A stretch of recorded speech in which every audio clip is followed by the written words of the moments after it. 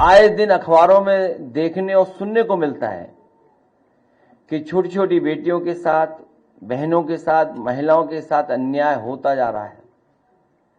और सरकार जो कहती थी जीरो टॉलरेंस की पॉलिसी है उनकी, लॉ एंड ऑर्डर की जीरो टॉलरेंस की पॉलिसी उनकी जीरो हो गई है। महिलाओं के ऊपर उत्पीड़न, अन्याय और उनका शोषण अगर किसी सरकार में सबसे ज्यादा हो रहा है तो वो भारतीय जनता पार्टी से।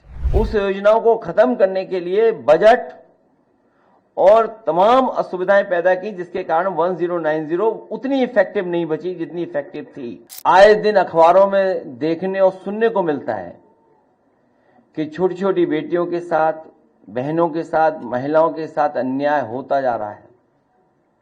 और सरकार जो कहती थी जीरो टॉलरेंस की पॉलिसी है उनकी, लॉ एंड ऑर्डर की जीरो टॉलरेंस की पॉलिसी उनकी जीरो हो गई है। और सही तरीके से काम न करने की वजह से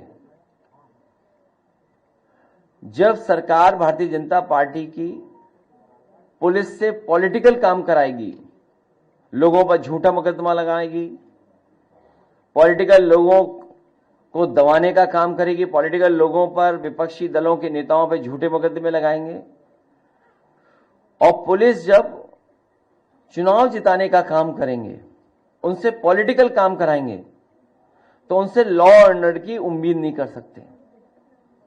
क्योंकि भारतीय जनता पार्टी पूरे पुलिस प्रशासन से पॉलिटिकल लाभ लेना चाहती है, न्याय दिलाकर के नहीं। उनसे पॉलिटिकल गेन कैसे होगा, झूठे मुकदमे कैसे लगेंगे, चुनाव कैसे पुलिस जिताएगी।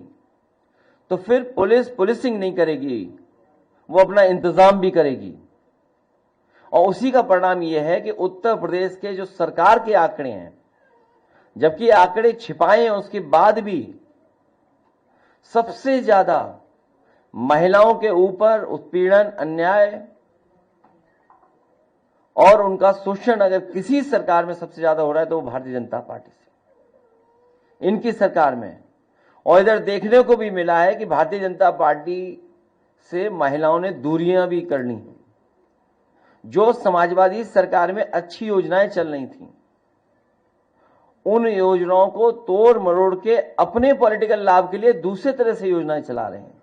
इसलिए आज महिला संगठन में हम सब मिलकर के फैसला लेते हैं कि आने वाले समय में समाजवादी सरकार बनेगी, स्त्री सम्मान समृद्धि योजना लागू कर करके अपने स्त्रियां, महिलाएं और संगठन से जोड़ करके तमाम उत्तर प्रदेश की गरीब महिलाओं की मदद करने का काम समाजवादी सरकार में होगा।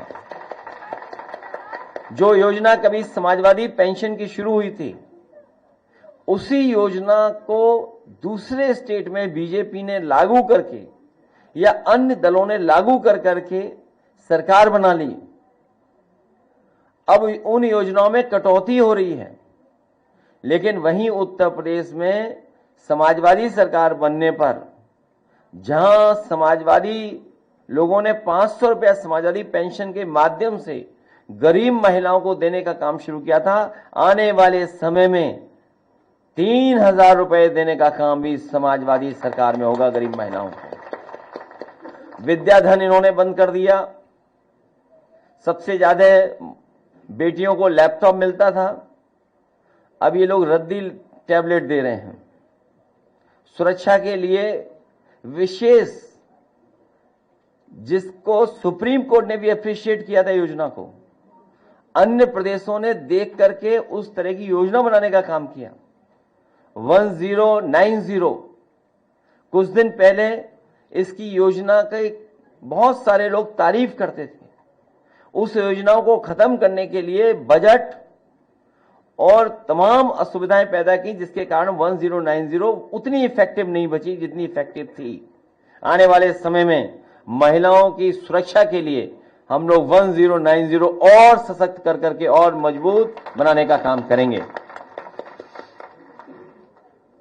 हम सबने बैठ करके ये भी याद किया, पंचायती राज में आरक्षण लागू करने का काम समाजवादियों का, नेताजी का फैसला था। उसका परिणाम ये हुआ कि बड़ी संख्या में महिलाएं प्रधान और पंचायती राज के अलग अलग स्तर पर चुनाव जीत करके आई। सदस्य भी बड़े पैमाने पे बनी, जिला पंचायत अध्यक्ष भी बड़े पैमाने पे बनी। अगर किसी ने पॉलिटिकल सशक्तिकरण और उनको आगे बढ़ाने का काम किया तो समाजवादी लोगों ने आरक्षण देकर के बढ़ाने का काम किया। और हमें उम्मीद है कि जब 27 में सरकार समाजवादियों की बन जाएगी और जब महिला आरक्षण लागू होगा तो बड़े पैमाने पर संगठन की महिलाओं को भी चुनाव लड़ने का मौका मिलेगा। रजिस्ट्रेशन हुआ करता था, जमीन की रजिस्ट्री हुआ करती थी, उस समय रजिस्ट्री की फीस को कम करने का काम समाजवादी सरकार में हुआ था। ऐसी तमाम सुविधाएं योजनाओं चलाने का काम किया था। आने वाले समय में अगर पुलिस में स्ट्रक्चरल चेंज भी करना पड़ा, आने वाले समय में स्ट्रक्चरल चेंज भी अगर महिलाएं जो पुलिस कांस्टेबल उनको काम करने के लिए करना पड़ा तो समाजवादी सरकार में जिस तरीके से हम लोगों ने पुलिस हेडक्वार्टर बनाया तो महिलाओं की सुरक्षा के लिए भी अगर कोई बड़ा फैसला लेकर के हम लोगों को काम करना पड़ेगा तो वो काम करने का काम हम लोग करेंगे।